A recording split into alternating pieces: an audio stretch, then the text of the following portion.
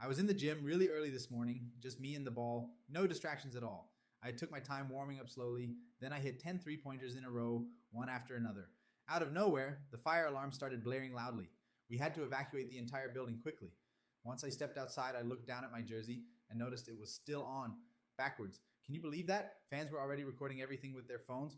I laughed it off, flipped my jersey the right way, and waved at them. Then a little kid ran up smiling and gave me a high five. We took a quick selfie right there on the street. After that, I went back inside, feeling focused, and dropped 30 points in the scrimmage just like that.